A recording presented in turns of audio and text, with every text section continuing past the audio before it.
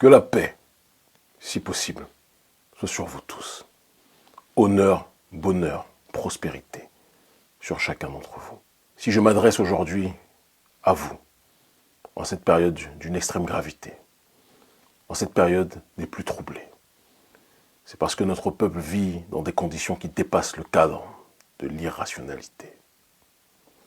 Le Bénin connaît une crise sociale sans précédent. Une crise sociale qui favorise les plus riches, une minorité de la population, pendant que la quasi-totalité du peuple vit dans des conditions qui dépassent l'entendement. Une crise socio-économique où les denrées alimentaires de première nécessité ont vu leur prix exploser, au minima doubler. Riz, gari, manioc, huile, les prix explosent. L'essence, le gaz, les prix explosent. Les sojaculteurs qui connaissent une dépression sociale qui dépasse l'entendement connaissent de plus en plus de suicides. Les paysans, dans leur entièreté, connaissent des conditions des plus difficiles. Les licenciements au sein des entreprises d'État, eux aussi, sont devenus légion. Les enseignants vivent dans des conditions des plus difficiles, dans le primaire, dans le secondaire et dans la sphère universitaire. Le pays va mal. Vous rajoutez à cette réalité cette passion pour la persécution qu'a notre président, le président Patrice Talon, lorsqu'il s'agit de s'attaquer aux opérateurs économiques nationaux, qu'il pousse à l'exil, qu'il pousse à la dépression économique, politique et psychologique, parce que Talon n'aime pas partager le butin que constitue à ses yeux le Bénin avec ses semblables, avec le peuple. Non, il veut tout s'accaparer, et s'il doit partager avec certains, ça sera toujours avec les opérateurs économiques prédateurs occidentaux. Les entreprises françaises contrôlent massivement l'économie béninoise. Inutile de préciser qu'elles sont exonérées pour la plupart de nombreuses taxes.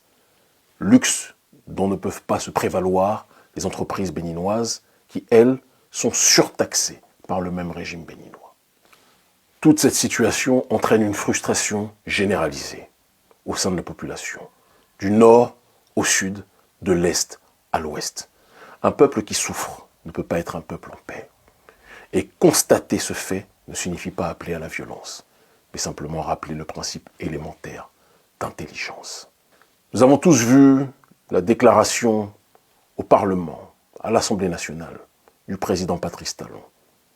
Une déclaration pleine de mépris, d'arrogance et aussi de panique. Parce qu'un président en fin de mandat qui menace sa population est un président qui se sait en réalité en danger par rapport à son bilan. Dire cela ne signifie pas vouloir appeler à la déstabilisation. Bien au contraire. Simplement constater que quelqu'un qui est sûr de son bilan, quelqu'un qui est sûr de ses actions, quelqu'un qui est sûr du bienfait de ses démarches, ne pourra jamais être dans une logique de tenter d'intimider son peuple. Mais cette méthode d'intimidation a été le b.a.-ba de la politique du président Patrice Talon depuis son accession au pouvoir. Une intimidation qui ne marche plus, une intimidation qui n'étonne plus, une intimidation qui glisse sur la peau d'un peuple qui a été si longtemps persécuté qu'il ne sent plus les coups. Face au faible pouvoir d'achat, les Béninois vivent depuis quelques semaines la flambée des prix des produits de première nécessité sur le marché. Une situation qui vient enfoncer le clou des plaintes d'une crise socio-économique sans précédent au pays de l'Amazone. Il n'y a rien qui est moins cher actuellement au Bénin. Les produits vivriers sont très chers.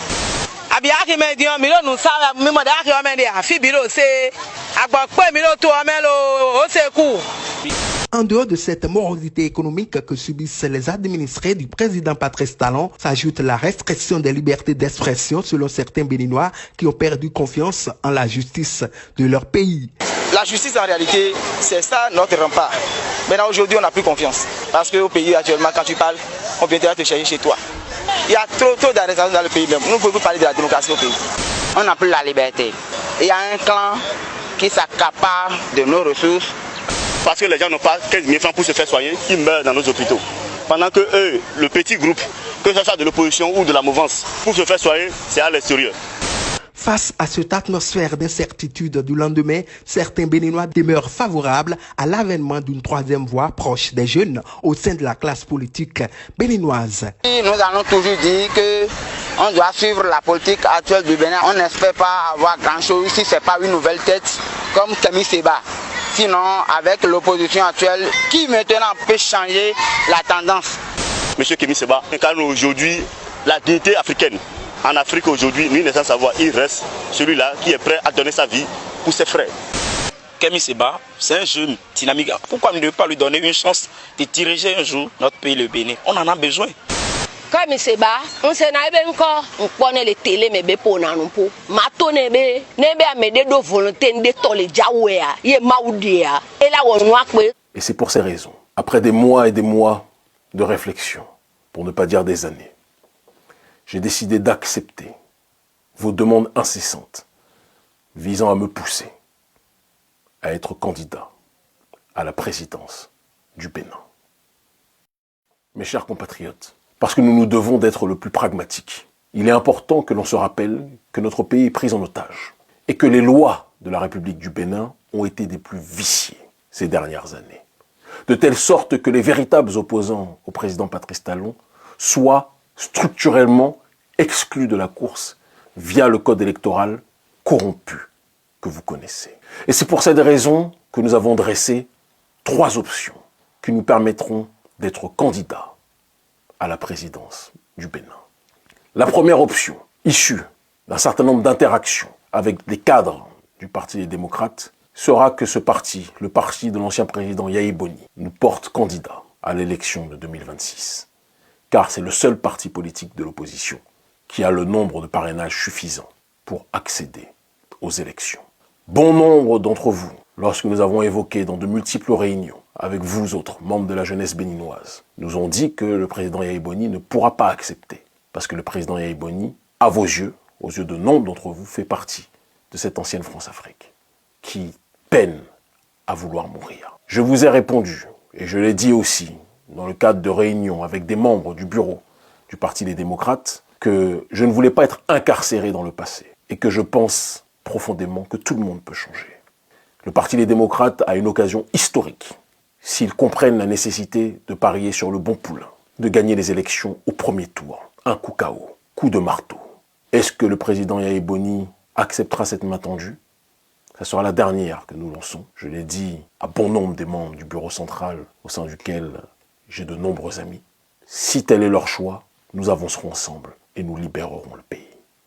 La deuxième option aura pour seule et unique fonction de constituer une véritable coalition, bien plus large que celle qui existe actuellement, visant à exiger une réforme du code électoral pour que tout le monde puisse candidater à l'élection présidentielle au Bénin.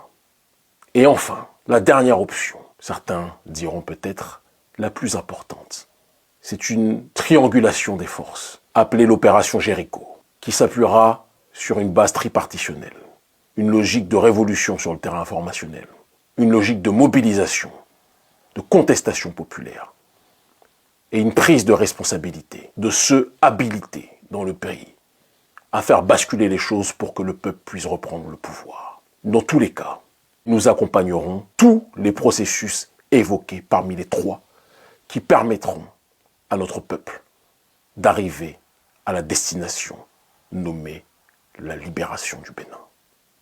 Ce que nous avons propagé partout, nous allons l'installer ici, pour une résurrection du pays des Agonché, pour une résurrection du pays de l'ancien Dahomey, pour une résurrection d'un peuple qu'on a trop longtemps voulu écraser, mais que nul ne peut exterminer, pour que le travail commencé par Béhanzin puisse être finalisé. Ce que le roi Béhanzin a commencé, nous allons plus que jamais le terminer. Le Bénin libre ou la mort, nous vaincrons.